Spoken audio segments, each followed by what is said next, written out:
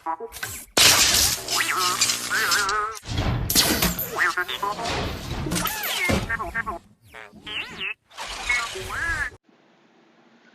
Morning friends, SP sir here. ચાલો તો આગળ વધીએ. લાસ્ટ લેક્ચરની અંદર આપણે રુથરફોર્ડનો આલ્ફા પ્રકરણનો પ્રયોગ સમજ્યો. હવે સમજવાનું છે રુથરફોર્ડનો આ જે પરમાણુ નમૂનો, જેને આપણે કેન્દ્રીય પરમાણુ નમૂનો કીધો હતો, એની ખામી. નો ડાઉટ તમે ચોપડી કે પેમ્ફલેટમાં આપણે જોશો તો તમને જોવા મળશે કે વચ્ચે થોડા નાના એવા ટોપિકો છે, પણ એ આપણે પહેલા ખામી ચલાવી દઈએ, પછી એ ચલાવવાના છે. ક્લિયર? ચાલો તો રુથરફોર્ડના પરમાણુ નમૂનાની ખામીઓ જોઈએ. ચલાવતા પહેલા કહી દઉં, યુટ્યુબ ચેનલ સબસ્ક્રાઇબ નથી કરી તો પહેલા સબસ્ક્રાઇબ કરી દો. નીચે બટન દેખાતું હશે, ડુબ્બો મારો, ફોન ના તોડ નાખતા. બેલ આઇકન બી દબાવી દેજો કે જેથી હું કોઈ પણ નવા વિડીયો મૂકું તો એની નોટિફિકેશન તમને મળતી. ક્લિયર? ચલો તો ચાલુ કરીએ છીએ. રુથરફોર્ડના પરમાણુ નમૂનાની ખામીઓ. પ્રશ્ન કેવી રીતે પૂછાય, કેટલું લખવાનું, હું છેલ્લે કહીશ. પેલા આપણે સમજ. તો યાદ કરો, રુથરફોર્ડના પરમાણુ નમૂનો લાસ્ટ ટાઈમ ચલાવ્યો ત્યારે તમે જોયું હશે, મેં લખ્યું હતું એની અંદર કે રુથરફોર્ડે પરમાણુ નમૂનાને સૌર મંડળ સાથે સરખાવ્યો. તો આપણે એવું કહી શકીએ કે રુથરફોર્ડનો પરમાણુ નમૂનો સૂર્યમંડળ સાથે સરખાવી શકાય. ચલો તો આપણે પહેલું કામ તો એ કરીએ કે રુથરફોર્ડના નમૂનાની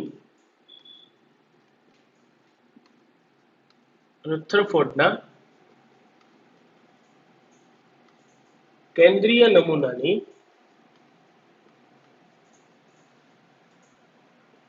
સૌરમંડળ એટલે કે સૂર્યમંડળ સાથે સરખામણી.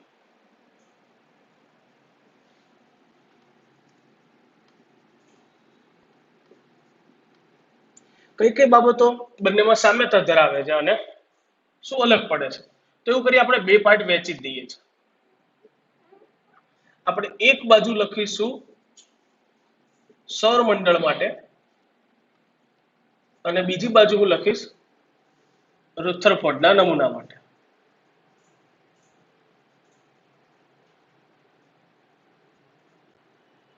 રુથરફોર્ડ નમૂના માટે એટલે રુથરફોર્ડ નમૂનો નતો, રુથરફોર્ડના પરમાણુ નમૂના માટે. આ તો જસ્ટ અહીંયા ખાલી લખ્યું. ચાલો તો રુથરફોર્ડનો પરમાણુ નમૂનો અને સૌરમંડળ વચ્ચે પહેલા તો સરખું શું આવતું હતું. તો રુથરફોર્ડે એવું કીધું હતું કે જેમ સૂર્યમંડળની અંદર કેન્દ્ર સ્થાને દળદાર સૂર્ય આવેલો છે, એવી જ રીતે પરમાણુની અંદર પણ કેન્દ્ર સ્થાને પરમાણુનું સમગ્ર દળ ધરાવતા એવો પરમાણુનું કેન્દ્ર આવેલું હોય. આપણે લાસ્ટ ટાઈમ એના પ્રયોગમાં જ જોયું હતું ને કે પરમાણુનું સમગ્ર દળ, પેલા થોમ્સને એવું કીધું હતું આખા ગોળા પર હોય, પણ રુથરફોર્ડે એવું કહી દીધું હતું કે પરમાણુનું સમગ્ર દળ એક નાના એવા કેન્દ્રમાં કેન્દ્રિત થયેલું હોય. તો જેમ સૌરમંડળની અંદર કેન્દ્ર સ્થાને દળદાર સૂર્ય છે, તેમ પરમાણુની અંદર દળદાર પરમાણુ કેન્દ્ર આવેલું હોય. બીજી વસ્તુ, સૌરમંડળની અંદર નિશ્ચિત પથ પર ગ્રહો ભ્રમણ કરે છે, જેમને ગ્રહોની ભ્રમણ કક્ષા કહેવાય. એવી જ રીતે રુથરફોર્ડે એવું કીધું હતું કે એના પરમાણુ નમૂનામાં નિશ્ચિત વર્તુળાકાર માર્ગે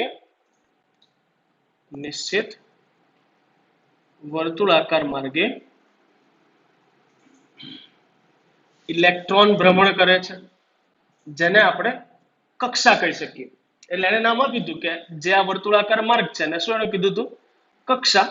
અહીંયા આપણે ગ્રહોની શું કહી શકીએ, ભ્રમણ કક્ષા અથવા તો કક્ષા. ચાલે, વાંધો નથી. સાથે રુથરફોર્ડે એવું બી કીધું હતું કે જેમ ગ્રહોની અંદર, તમને બધાને ખબર છે ગ્રહો, યાર ફિઝિક્સ યંત્રશાસ્ત્ર મુજબ જોવા જાવ એટલે કે સોરી ફિઝિક્સ મુજબ પહેલા તો સૌરમંડળમાં ફિઝિક્સની દ્રષ્ટિએ જોવા જાવ તો દળદાર બે, સૂર્ય બી દળ ધરાવે, ગ્રહો બી દળ તો ધરાવે જ ને. તો બે દળદાર કણ હોય, એમની વચ્ચે લાગતું આકર્ષણ બળ જે આપણે એફ વડે દર્શાવતા હતા, જેને આપણે ગુરુત્વાકર્ષણ બળ કહેતા હતા.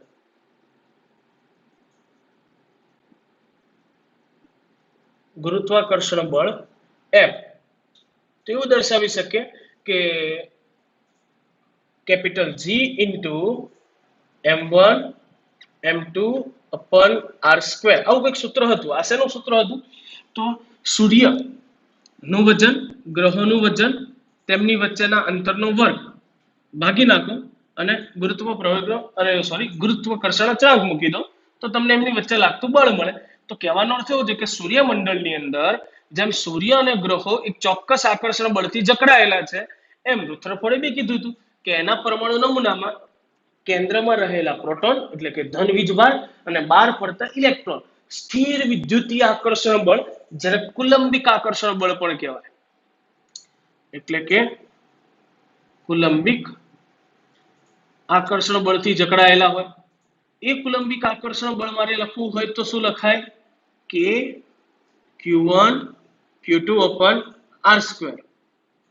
જ્યાં Q1 અને Q2 એ પ્રોટોન અને ઇલેક્ટ્રોન પરના વીજભાર, તેમની વચ્ચેનું અંતર, અને K છે અચળાંક, કુલંબિક અચળાંક કહી શકો તમે. તો આટલી બાબતો તો રુથરફોર્ડના નમૂનામાં અને સૂર્યમંડળ સાથે સરખી હતી. એટલે રુથરફોર્ડે પોતાના નમૂનાને સૂર્યમંડળ સાથે સરખાવ્યો. પણ અહીંયા એક લોચો પડ્યો. શું લોચો પડે? કઈ બાબતો અલગ પડી? તો હવે અલગ પડી એ બાબતો લખું છું, રેડ રંગથી લખું છું. સૂર્યમંડળમાં ગ્રહો વીજભાર ધરાવતા નથી. ગ્રહો વીજભાર ધરાવતા નથી. કોઈ દી સાંભળ્યું શુક્ર ઋણ વીજભારિત છે, પેલો પ્લુટો ધન વીજભારિત છે? સાંભળ્યું કોઈ દિવસ? નહીં. એનો અર્થ ગ્રહો વીજભાર ધરાવતા નથી. પણ પરમાણુમાં રહેલા એટલે કે પરમાણુના કેન્દ્રમાં રહેલા પ્રોટોન ગણો કે વર્તુળાકાર માર્ગે ભ્રમણ કરતા ઇલેક્ટ્રોન ગણો. તો રુથરફોર્ડના નમૂનામાં પ્રોટોન અને ઇલેક્ટ્રોન એ વીજભાર ધરાવે છે. બસ લોચો પડવાની શરૂઆત અહીંથી થઈ. આ ગ્રહો વીજભાર ધરાવતા નથી અને પેલા વીજભાર ધરાવે છે. તો સાહેબ એમાં શું વાંધો છે? વીજભાર વગર ગોળ ગોળ ફરે છે અને આ વીજભાર સહિત ગોળ ગોળ ફરે. ફરક શું પડે? ફરક જે પડે છે એ જ હવે કહું છું, ધ્યાન રાખજો, બહુ મજાનો ફરક પડે. એક્ઝેક્ટલી મેં કીધું પ્રોટોન ઇલેક્ટ્રોન વીજભાર ધરાવે. રુથરફોર્ડના પરમાણુ નમૂનાની અંદર એને આ વસ્તુ ધ્યાનમાં નથી લીધી. હવે જો આપણે એવું ધ્યાનમાં લઈએ કે પ્રોટોન અને ઇલેક્ટ્રોન જો સૂર્યમંડળ સાથે સરખાવતા હોય એટલે કે નમૂનાને, પરમાણુ નમૂનાને, તો પ્રોટોન ઇલેક્ટ્રોન વીજભાર ધરાવે. એનાથી પ્રોબ્લેમ શું થાય? પ્રોબ્લેમ એવો થાય કે સમજો આ પરમાણુનું કેન્દ્ર છે, બાર વર્તુળાકાર માર્ગે ઇલેક્ટ્રોન ભ્રમણ કરે છે.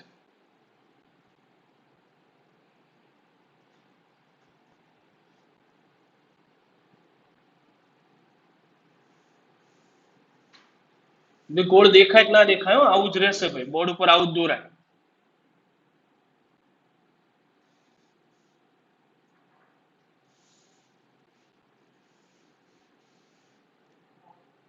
ઓકે, ચાલો. તો ઇલેક્ટ્રોન પરમાણુ કેન્દ્રની આસપાસ વર્તુળાકાર માર્ગે ભ્રમણ કરે. પહેલા તો એ વિચારો, કોઈ પણ વસ્તુ વર્તુળાકાર માર્ગે ભ્રમણ ક્યારે કરે? એનું સીધું સિમ્પલ ઉદાહરણ, લંગચ્યું. બે ઉત્તરાયણ વાળું લંગચ્યું. બીજા લંગચ્યા ના વિચારતા અત્યારે. ઉત્તરાયણ વાળા લંગચ્યાની વાત થાય છે. વિચારો ગોળ શું કામ ફરે? તો તમે દોરીને પકડી રાખી અને એને ગોળ ગોળ ફેરવો છો. ગોળ ગોળ ફેરવીને તમે પકડી રાખો છો. પકડી રાખો છો એટલે જે પણ પથ્થર લટકાયો હોય એ તમે જે પકડ્યું હોય એના તરફ ખેંચાયેલો રહે છે. ક્લિયર? એના લીધે એ જ કક્ષામાં ગોળ ગોળ ગોળ ગોળ ફરવાનું. પડે છે ખબર શું કહેવા માંગુ છું? તો ઇલેક્ટ્રોન વર્તુળાકાર માર્ગે ભ્રમણ કરે છે તો એનો અર્થ એવો થયો કે જેમ અહીંયા ગુરુત્વાકર્ષણ બળ હતું એમ કુલંબિક આકર્ષણ બળ તો હશે જ ને. અને એ આકર્ષણ બળના લીધે એ કેન્દ્ર તરફ સતત શું થતો હશે? ખેંચાયેલો રહેતો હશે. જેને એનું કેન્દ્રગામી બળ પણ કહી શકો તમે. ઓકે, હવે જસ્ટ ખાલી એવું વિચારો કે કોઈ પદાર્થ જ્યારે વર્તુળાકાર ભ્રમણ કરતો હોય તો શું એનો ગતિપથ વર્તુળ હશે? બે કોઈ દિવસ એવું જોયું તમે કોઈ બી વસ્તુ હોય તમે ધક્કો મારો, ક્લિયર, તે વર્તુળાકાર ફરે? શક્ય નથી. શું થવાનું? તમે જે દિશામાં બળ લગાડો છો એ દિશામાં પદાર્થ આગળ વધવાનો છે. સંપૂર્ણ ફિઝિક્સની જેમ ના વિચારતો, પહેલા કહી દઉં. મારો કહેવાનો અર્થ એવો છે કે ધારો કે આ પેન છે, જો અહીંથી ધક્કો મારું છું તો જે દિશામાં બળની માત્રા વધારે હશે એ દિશામાં પદાર્થ આગળ વધવાનો છે. ક્લિયર? તો અહીંયા ઇલેક્ટ્રોન વર્તુળાકાર માર્ગે ભ્રમણ કરે જેનું કારણ કેન્દ્રગામી બળ છે. ખરેખર ઇલેક્ટ્રોનનો ભ્રમણ માર્ગ કયો હશે? તો ઇલેક્ટ્રોન જે પણ સ્થાને, અને તમે એવું ભણી ચૂક્યા છો કે કોઈ પણ વર્તુળાકાર પથે ગતિ કરતો પદાર્થ હોય એની વેગની દિશા જાણવી હોય તેના વેગની દિશા હંમેશા એ બિંદુએ દોરેલા સ્પર્શકની દિશામાં હોય. આ સ્પર્શક થયો, જો આ બાજુ જતો હોય તો સ્પર્શકની દિશા આ બાજુ થવાની. તો આ ઇલેક્ટ્રોન ખરેખર જતો કઈ બાજુ હશે? આ બાજુ. પણ કેન્દ્રગામી બળના લીધે ખેંચાયેલો રહે એટલે વર્તુળાકાર માર્ગે આ બાજુ આગળ વધે. તમે કોઈ પણ ટપકું વિચારો. ક્લિયર? ડન? ઓકે. અમે ઇલેક્ટ્રોનનો ગતિપથની વાત કરી. વાત શું હતી? તો મેક્સવેલ નામનો વૈજ્ઞાનિક હતો.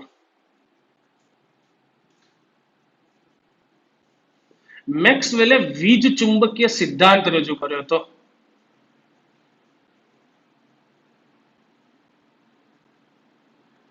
એના આધારે આપણે આને સમજવાનું. મેક્સવેલ ભાઈએ વીજ ચુંબકીય સિદ્ધાંત રજૂ કર્યો ને, તો મેક્સવેલ ભાઈએ એવું કહી દીધું હતું, એના સિદ્ધાંતની આ વાત છે કે મેક્સવેલના વીજ ચુંબકીય સિદ્ધાંતમાં રજૂ કરવામાં આવ્યું છે કે જો કોઈ વીજભારિત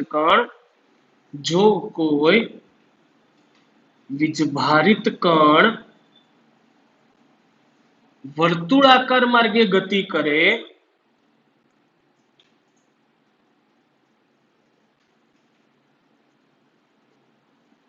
તો તે પ્રવેગિત થાય છે.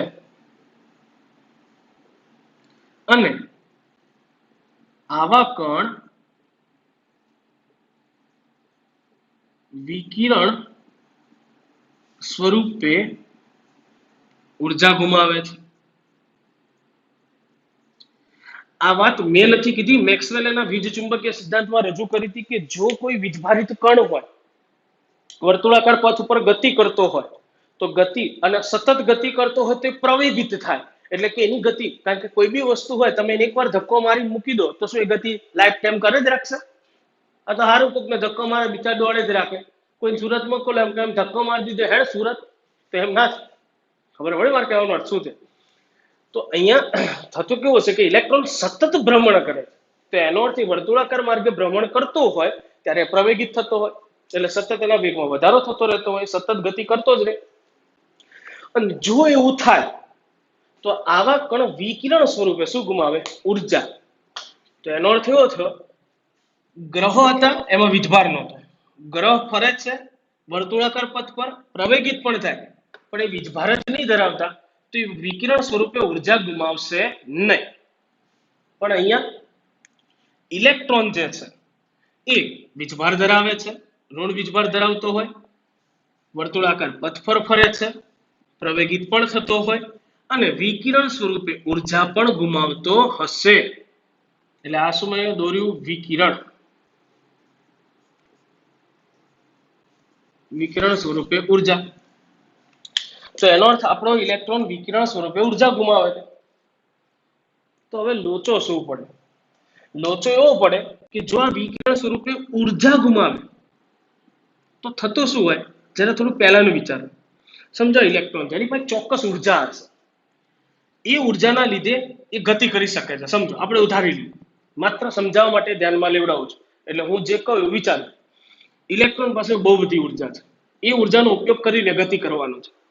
અહીંથી ગતિ આ દિશામાં કરે, પણ એને કેન્દ્રગામી બળ, અંદર ખેંચતું બળ પણ લાગે. એટલે શું થવાનું? એની જે ઉર્જા હોય એમાંથી અમુક ઉર્જા એ આ કેન્દ્ર સામે લાગતા આકર્ષણ બળનો સામનો કરવામાં વાપરી નાખે, અને વધેલી જે થોડી ઘણી ઉર્જા છે એનાથી એ ચોક્કસ પથ નક્કી કરી નાખે અને ત્યાં ગોળ ગોળ ગોળ ગોળ ફરે રાખે. ક્લિયર? પણ હવે થયું શું? તો એની પાસે જે ઉર્જા હતી એમાંથી અમુક જથ્થો કેન્દ્ર તરફ લાગતું જે આકર્ષણ બળ છે એનો સામનો કરવામાં એને લગાડી દીધું, અને હવે એની પાસે જે થોડીક વધી છે એનાથી વર્તુળાકાર પથ પર ગતિ કરી રહ્યો છે. થાય મેક્સવેલે કીધું તો એમ, જે વર્તુળાકાર પથ પર ગતિ કરે, પ્રવેગિત થાય તો ઉર્જા ગુમાવે. તેનો અર્થ એની જે ઉર્જા ધીમે ધીમે શું થાય? ઘટતી જાય. હવે ગતિ કરવા માટેની ઉર્જા તો એ ફિક્સ હતી, તો એ ઉર્જાથી તો એ ગતિ કરતો હતો. તો હવે કઈ ઉર્જા દૂર થઈ? તો એવું સ્વીકારી શકીએ કે આ કેન્દ્ર તરફ લાગતું આકર્ષણ બળ હતું, એનો સામનો કરવા માટે એને જે ઉર્જા લગાડી હોય એમાંથી થોડી થોડી ઉર્જા વિકિરણ સ્વરૂપે શું થતી હોય, બહાર નીકળતી હોય. તો શું થયું, કેન્દ્ર સામે અંદર ખેંચાઈ જવાનું જે લક્ષણ હતું કે જેની સામે એને પોતાની થોડીક ઉર્જા રાખી અને ગોળ ગોળ ગોળ ગોળ ફરતો, પણ એને જે રાખેલી ઉર્જા હોય એમાંથી એ જ્યારે વર્તુળાકાર પથ પર ગતિ કરે છે ત્યારે થોડી થોડી ઉર્જા ગુમાવતો જાય છે. તો શું થવાનું, કેન્દ્ર તરફ ધીમે ધીમે શું થવાનું, આકર્ષાતો જશે. અને જો આવું થાય તો ઇલેક્ટ્રોન આ વર્તુળાકાર પથ પર ગતિ કરતા કરતા એની કક્ષા જે હોય એ સંકોચાતી જાય. કક્ષા ધીમે ધીમે સંકોચા થાય અને અંતે એવું થાય કે ઇલેક્ટ્રોન ભાઈ જતા રહે કેન્દ્રની અંદર. અને આવું થવા માટે માત્ર 10⁻⁸ સેકન્ડ થાય. આવું મેક્સવેલે કહી દીધું કે જો કોઈ વીજભારિત કણ હોય પ્રવેગિત થાય તો વિકિરણ સ્વરૂપે ઉર્જા ગુમાવે, અને જો પરમાણુની અંદર આવું થતું હોય તો ઇલેક્ટ્રોનને કેન્દ્રમાં ખેંચાઈ જતા માત્ર 10⁸ સેકન્ડ, 10⁻⁸ સેકન્ડ લખી દો. એટલે તમે તો જેમ વિચારની શરૂઆત કરો ને ત્યાં તો ઇલેક્ટ્રોન અંદર જતો રહ્યો. પણ શું પરમાણુમાં આવું થાય છે? ના. પરમાણુમાં ये जो बात बोली गई थी એ શક્ય નથી. પરમાણુ માટે ઇલેક્ટ્રોન ની કક્ષા સંકોચાતી નથી.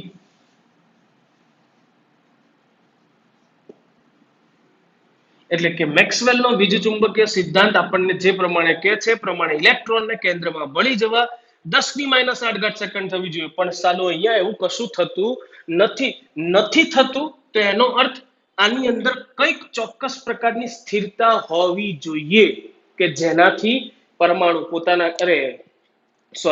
પ્રોટોન પોતાના કેન્દ્રમાં અને ઇલેક્ટ્રોન પોતાના સ્થાને સ્થિર રહી અને સતત શું કરતા હશે, ગતિ. તો આવું કેમ થાય છે, કેમ એ સ્થિર છે? રુથરફોર્ડના નમૂનામાં કીધું તું ક્યાંય? નહોતું કીધું.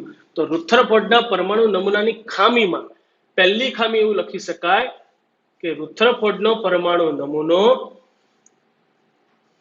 નમૂનો એ પરમાણુની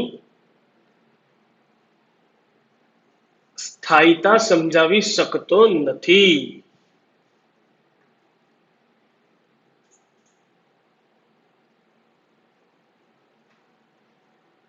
અને બીજી ખામી તો દેખીતી ખામી હતી. શું?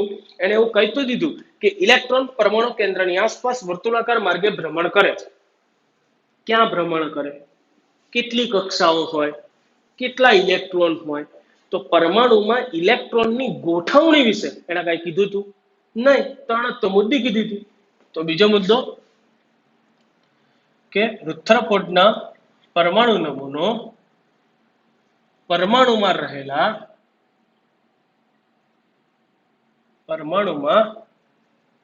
રહેલા ઇલેક્ટ્રોનની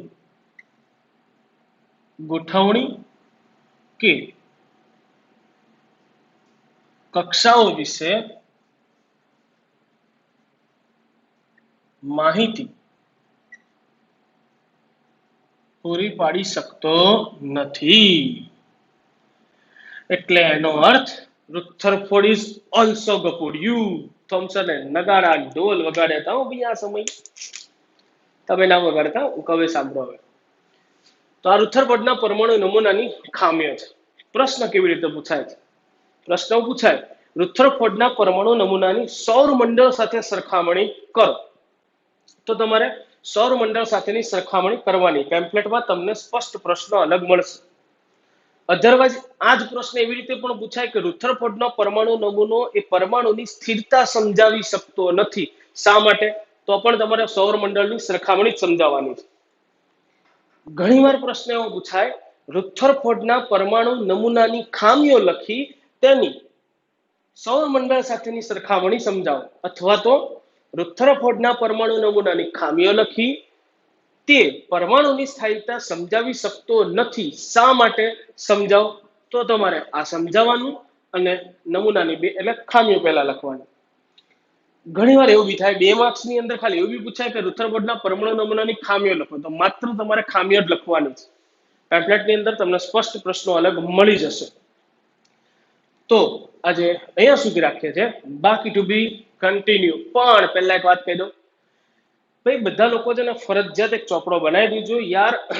નો ડાઉટ આગળના લેક્ચરોમાં મેં કીધું હશે, મને યાદ નથી, હું અત્યારે પરથી કહી દઉં છું. જે પણ ચલાવવું, જેટલું પણ ચલાવવું, ફરજિયાત મારે એકવાર રફ પેજમાં લખેલું જોઈશે જ. અચ્છા, રફ પેજમાં ખાલી ઉતારા નથી મારવાના ભાઈ, ચોપડી ખોલીને દેતેરી લખીને એવું નથી કરવાનું. પહેલા પ્રશ્નનો જવાબ મોઢે કરો, અને મોઢે કરેલો પ્રશ્નનો જવાબ જાતે મોઢે લખો, એટલે એકવાર લખવા આપો.